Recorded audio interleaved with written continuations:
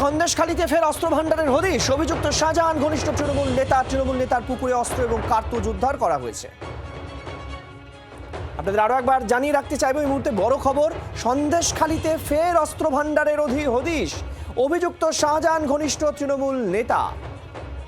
আপনাদের নিশ্চয়ই মনে আছে, এর আগে শাহজাহান গ্রেফতারের সময় বিপুল পরিমাণ অস্ত্রের খোঁজে নামানো হয়েছিল কেন্দ্রীয় এজেন্সিকে। এবার ফের সন্দেশখালীতে অস্ত্র ভান্ডারের হদিশ। অভিযুক্ত শাহজাহান ঘনিষ্ঠ তৃণমূল নেতার পুকুরে অস্ত্র এবং কার্তুজ উদ্ধার করা হয়েছে।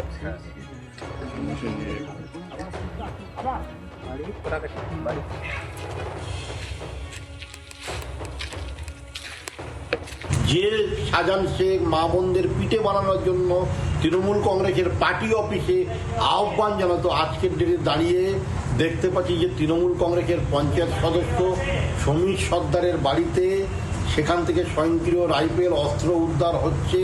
এর যোগসূত্র অনেক দূর এবং সঠিক তদন্ত হোক এবং এনআই তদন্ত হোক, তদন্ত হয়ে উপযুক্ত শাস্তি দেওয়া হোক। পরিবেশ নষ্ট করছে এবং এলাকার সন্ত্রাসের বাতাবরণ তৈরি করছে শাহজাহান শেখের নেতৃত্বে জেল থেকে। আমি পুলিশের কাছে আবেদন করব যে দ্রুত তদন্ত হোক। বিজেপি নেতা কাশেম আলী, তার বক্তব্য আমরা শুনলাম। আর এবার আমাদের প্রতিনিধি বিমল বসু আমাদের সঙ্গে রয়েছেন। বিমল, কি উদ্ধার করা হলো? দেখো, একটা বড় বন্দুক, দুটো রিভলভার এবং 32 রাউন্ড কার্তুজ উদ্ধার হয়েছে।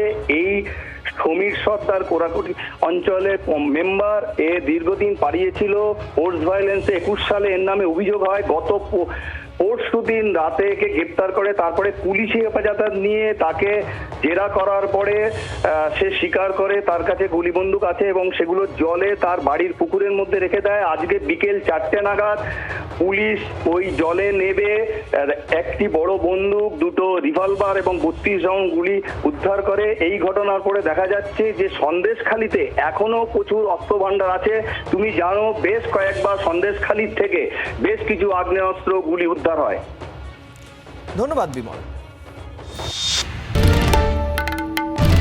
বাংলার আওয়াজ, বাঙালির আবেগ, জি 24 ঘন্টা।